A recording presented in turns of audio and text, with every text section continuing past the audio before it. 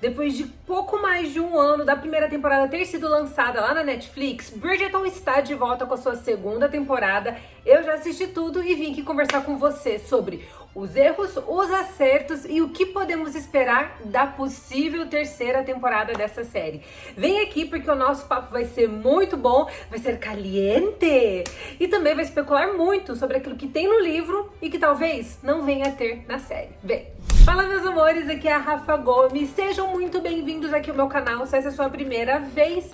Se for, já chega se inscrevendo aqui para você fazer parte da nossa família e, é claro, bote as notificações para tocar para que toda vez que entrar um vídeo novo, você possa ser avisado. E lembrando que no Instagram, no @RafaGomes, e no TikTok, no @RafaGomesC, eu tô por lá, sempre dando dicas de filmes e séries de TV, passando um pouquinho de vergonha também. Corre pra lá, porque no TikTok nós já somos 17 mil. Agora vamos falar sobre a segunda temporada de Bridgerton, que é uma produção da Shonda Rhimes e da sua Shonda Land. Essa série, gente, tem gerado muita polêmica, porque os fãs da saga literária estão cada vez mais frustrados com o que eles estão assistindo nas telinhas. Muita gente reclamando de que a série não tem sido fiel nem às características da personalidade dos personagens. Eu, como cheguei super crua na série lá na primeira temporada, eu não tinha lido os livros. Obviamente a minha experiência foi baseada apenas na série de TV, e como alguém que estava lá apenas pela série, eu fui muito bem servida, assim como eu sei que muita gente também foi. Mas como alguém que também ama ler e que agora finalmente está começando a ler a saga da Julia Quinn, eu também entendo a visão dos leitores, porque eu, como leitora, já fiquei muito revoltada com a adaptação mal feita, tanto para o cinema como para as telinhas.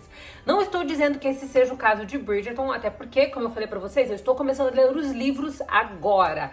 Mas o que eu quero falar com vocês aqui é sobre os acertos e os erros dessa temporada. Independente do que os fãs dos livros estão reclamando, vamos falar aqui do que eu achei que funcionou muito bem. Os atores Jonathan Bailey e Simone Ashley formaram um belo casal aqui. Eu achei que a dinâmica entre os dois foi realmente sensacional. A gente consegue sentir uma tensão sexual super ascendente ao longo de toda a temporada. Eu acho que isso realmente deu muito certo.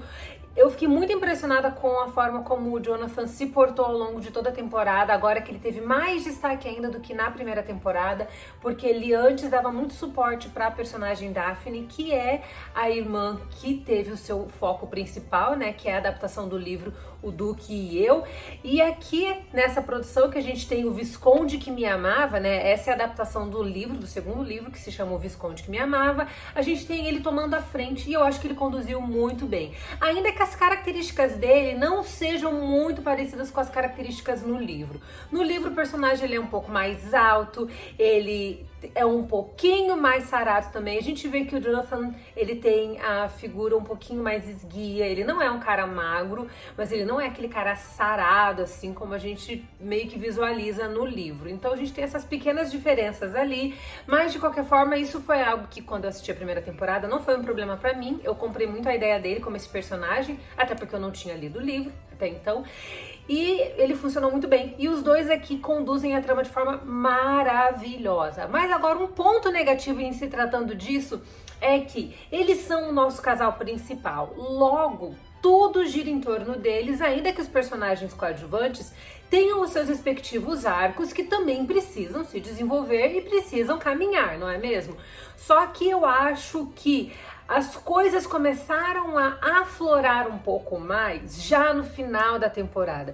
E por se tratar de uma série que a cada temporada está focando em um livro, seguindo a mesma premissa da Julia Quinn, em que cada livro nós temos um personagem foco, um membro da família Bridgerton, um filho da família Bridgerton como foco principal. Considerando todos esses elementos, eu esperava que assim as coisas fossem aflorar de uma forma um pouco melhor entre eles e de uma forma um pouco mais rápida. Eu amei quando as coisas realmente se eclodem, quando eles finalmente têm aquele impacto entre eles dois, e aí sparks fly, né, gente? A gente tá falando aqui de fagulhas, faíscas por todos os cantos, a gente vê o amor realmente se aflorando entre eles, mas eu acho que pra gente chegar nesse ponto, teve muita tensão sexual, tensão até demais, eu acho que de um jeito que não precisava. Acho que eles poderiam ter trabalhado melhor essa tensão sexual de uma forma que ela fosse ganhando vida com um pouco mais de rapidez. Isso significa que eu queria que tivesse mais cenas calientes? Não necessariamente, até porque vocês sabem que eu tenho um problema com séries e filmes que exploram demais a sexualidade dos personagens. Vocês sabem que eu não gosto, mas eu acho que o ritmo do relacionamento deles poderia ter evoluído um pouco mais e talvez com um pouco mais de profundidade. A gente vê alguns aspectos no livro, no segundo livro, eu ainda não li o segundo livro, obviamente, mas eu me informei bastante, eu li bastante sobre isso, conversei com uma amiga que ama a saga literária, já leu todos. E eu descobri que, assim, alguns elementos relacionados às duas personagens, a Kate e também ao Anthony, né, que é vivido aqui pela Simone Ashley e pelo Jonathan Bailey, alguns elementos foram deixados de fora e que poderiam ter realmente agregado um pouco mais na construção do romance dos personagens, como o pavor que a Kate tem em relação a tempestades, porque isso remete o trauma familiar que ela sofreu em virtude da perda do seu pai. Temos também o trauma familiar do próprio Anthony em virtude da terrível perda do seu pai também, que é bem explorada aqui nessa segunda temporada. Acho que ambos os elementos poderiam ter sido explorados de uma forma um pouco maior. O trauma do Anthony ganhou muito mais destaque que o trauma da Kate, e eu acho que, assim, na parte do Anthony não precisaria mexer tanto, mas eu acho que na parte da Kate poderia ter explorado um pouquinho mais, porque os traumas que ambos sofreram acabam ajudando os dois a se compreenderem e a entenderem melhor todas as suas dores e até mesmo a se relacionarem de forma um pouco mais profunda. Então acho que faltou isso, mas os atores, eles estão de parabéns porque eles entregam o serviço e eles criam a atmosfera que a gente queria ver em tela, justamente para fazer com que a gente compre a ideia desse romance. Dito isso, a gente viu aqui a Edwina ganhando mais espaço na produção do que a gente vê lá no livro, né? No livro ela é uma personagem que ela serve mais como um estorvo no romance da sua irmã, então a gente vê ela ali meio que como aquela barreira, aquele obstáculo a ser tirado da trama, né? Eu falo assim em termos narrativos, eu não falo entre os personagens. Mas aqui na série, ela é uma personagem que tem um papel um pouco mais chave. Eu acho que isso funcionou muito bem, mas eu acho que o fato da Edwina ter tido um destaque maior na série do que o que ela já tem no livro, faz com que a trama dos personagens principais, a gente tá falando aqui da Kate e do Anthony, caminhe de forma um pouquinho mais lenta, porque ela acaba fazendo com que todo o processo do romance deles seja um pouco retardado. Então, assim, o romance vai um pouquinho mais devagar por conta da expansão da personagem Edwina aqui na série. Então eu acho que, assim, ela é uma personagem que, no fim do dia, em se tratando da série, ela não cumpre tanto o seu papel como ela deveria ter cumprido, como a gente vê ela cumprindo no livro. Ela é realmente um obstáculo, é uma personagem que, embora tenha destaque, ela não tem tanto destaque assim, e aqui ela tem um papel muito importante na trama, ao mesmo tempo que acaba atrapalhando um pouco o desenvolvimento dos personagens principais e também até mudando um pouco a rota da trama que a gente vê no livro. Então, é claro que a gente está falando de uma adaptação, então nós temos algumas mudanças, obviamente, mas a forma como essa personagem foi estendida dentro da série afeta diretamente a forma como o romance principal também cresce diante da audiência. Mas eu acho que essas questões foram as principais, assim, que eu acho que funcionaram e não funcionaram. Eu gostei muito de como a temporada se desenvolveu. Eu acho que a gente poderia realmente ter tido mais tempo de tela do casal principal como casal. Nós tivemos muito entrave e muita tensão entre eles, mas os momentos que nós mais queríamos ver, infelizmente, eles ficam logo pro final, o que acaba sendo um pouco frustrante, porque como essa temporada foi a deles, na temporada seguinte nós vamos explorar o Benedict.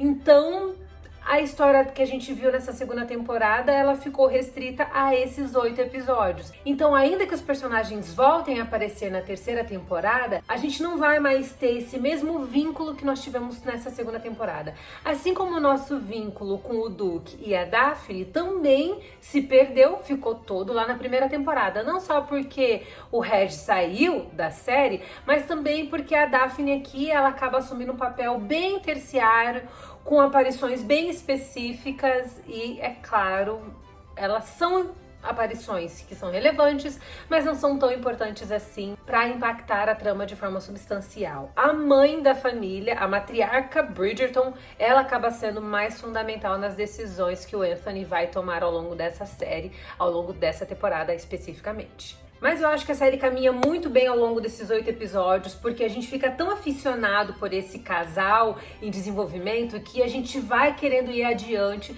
para saber de que forma eles dois vão acabar se entrelaçando e como tudo isso vai acontecer. Então é um romance que, ainda que tenha os seus contratempos na parte de desenvolvimento narrativo, ele faz com que a gente fique ali do primeiro até o último episódio pra gente poder ter esse desfecho e encerrar esse ciclo da nossa vida nessa série, né? Porque, querendo ou não, gente, o lance de Bridgerton é que ela consome a gente de uma forma muito profunda. Mulheres vão me entender melhor do que homens. Essa é uma série que ela é essencialmente feita para o público feminino. Obviamente que tem muitos homens que vão assistir e vão gostar, e tá tudo bem por isso, mas a gente sabe que essa é uma série que mexe demais com o imaginário da mulher, e realmente esse casal aqui, Kate e Anthony, funciona muito bem no fim do dia, porque faz com que a gente queira ir adiante. Agora, o que nós podemos esperar da terceira temporada? Nós tivemos aqui alguns elementos muito interessantes, tivemos algumas reviravoltas que eu confesso que eu não esperava acontecer logo na segunda temporada. No final da temporada, a Eloise acaba descobrindo que a Penelope era de fato a Lady Whistledown. Isso faz com que a amizade das duas acabe sofrendo um grande rompimento. A expectativa é de que elas voltem a ser amigas, até porque na saga literária as duas são muito grudadas e a gente sabe que a Penelope tem um vínculo muito forte com o Colin, que também vai ser tratado em uma temporada específica quando a gente for conhecer a vida amorosa do Colin com mais profundidade. Mas se a série seguir o mesmo padrão literário que ela tem seguido até o momento, uma temporada é um livro, então a terceira temporada seria baseada no terceiro livro da saga, intitulado Um Perfeito Cavalheiro, que é baseado na vida amorosa do Benedict. E aqui agora a gente entra no seu arco amoroso, que começou a ser explorado lá na primeira temporada, ganhou um pouquinho de destaque aqui na segunda, mas vai ser o foco da terceira temporada. Essa é a grande expectativa, né, gente? Porque a segunda temporada realmente fechou o ciclo tanto da Kate quanto do Anthony, então é claro que ali a história não precisa ser mais explorada, embora eu confesso que eu adoraria ver esse casal ganhando mais vida, porque eu achei a dinâmica dos dois maravilhosa. Mas enfim, quando a gente tá falando de Um Perfeito Cavalheiro, a gente tá falando de um livro aqui que é uma releitura de Cinderela, que traz, é claro, um toque específico da escritora Julia Quinn. Aqui nesse livro a gente conhece a Sophie, que é filha de um conde, mas é filha ilegítima e acaba sendo tratada como criada dentro da sua própria casa depois que seu pai morre. Vocês estão percebendo aí que é bem na pegada de Cinderela, né? Então é claro, ela não tem uma relação muito boa com a sua madrasta, mas sonha em ir a um baile de gala. E a família Bridgerton vai fazer um baile de máscaras, e é aí a sua oportunidade ideal para ela se infiltrar no baile da alta sociedade e desfrutar um pouquinho desse mundo encantado e fantasioso de contos de fadas. E ali ela conhece o Benedict e rapidamente os dois se afeiçoam um pelo outro, rola um flerte fatal entre eles, mas como toda boa e velha história da Cinderela, gente, ela tem um tempo limite para poder voltar para casa. E aí é claro que infelizmente o romance deles não vai adiante logo no seu começo. Só que aconteceu um problema. A Sophie acaba sendo expulsa de casa pela sua madrasta e ela é forçada a deixar Londres. Mas 3 anos depois, ela retorna para Londres e ela acaba sendo abordada de uma forma muito perigosa por um bêbado. E quem que vai ali resgatá-la? É claro, o nosso mozão Benedict. Pois é, ele aparece lá para resgatá-la, só que ali ela está totalmente maltrapilha, vestida como uma criada, ele não a reconhece, mas ela não se esqueceu dele.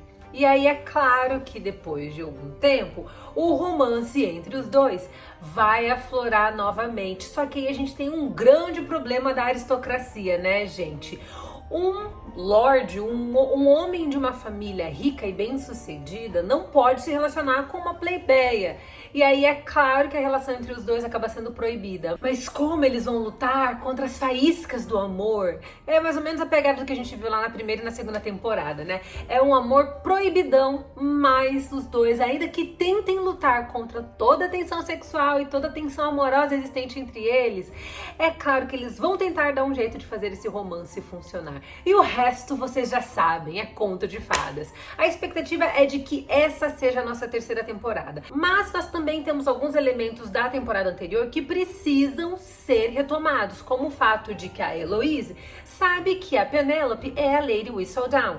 A Lady Whistledown tinha encerrado as suas operações com aquela última matéria, aquele último panfletinho que falava da Heloise se engajando com movimentos políticos feministas, e é claro que depois disso, teoricamente, a Penélope ia parar. Mas como a gente viu no final dessa segunda temporada, ela decide retomar a sua peninha e fofocar novamente sobre a alta sociedade londrina. Mas assim como também nós vimos, gente, que se passaram 6 meses, nós tivemos aquela queima de fogos lá na festa da família da Penélope. Desde então se passaram 6 meses, aí nós temos, obviamente, nesse intervalo, o casamento da Kate com o Anthony.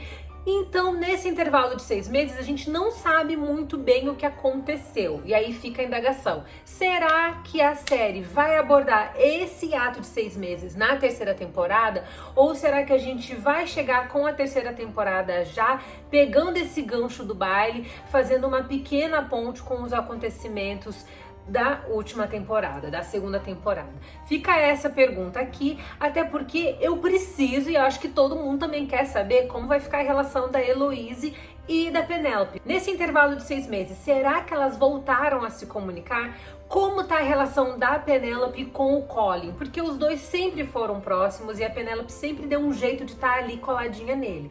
Então a gente precisa saber como que todos esses desdobramentos vão se desenrolar nos próximos capítulos, né, gente? A expectativa é de que isso tudo realmente seja abordado, com o foco principal agora na narrativa do Benedict. Eu espero que eles possam se manter um pouco mais atentos à narrativa dos livros. Como eu falei pra vocês, os fãs estão um pouquinho frustrados, mas eu acho que essa é uma série que, de forma geral, é muito bem produzida. Ela tem uma estética lindíssima, como nós falamos lá na primeira temporada, ainda em 2020, e eu acho que é uma das séries mais bem feitas da Netflix. Talvez tenha os seus problemas em relação ao roteiro, isso é algo que talvez incomode mais os fãs do que aqueles que não são os fãs dos livros, mas de qualquer forma é inegável que é uma produção belíssima visualmente falando. E eu tô muito animada para ver a história do Benedict ganhando vida agora nessa possível terceira temporada. Conta pra mim o que você achou dessa segunda temporada. Você conhece os livros? Você já leu? Você tá lendo? Conta aqui pra mim nos comentários e vamos continuar conversando muito aqui no nosso canal, porque tem sempre vídeo novo. Valeu? Um beijo, a gente se vê na próxima e até mais. Tchau!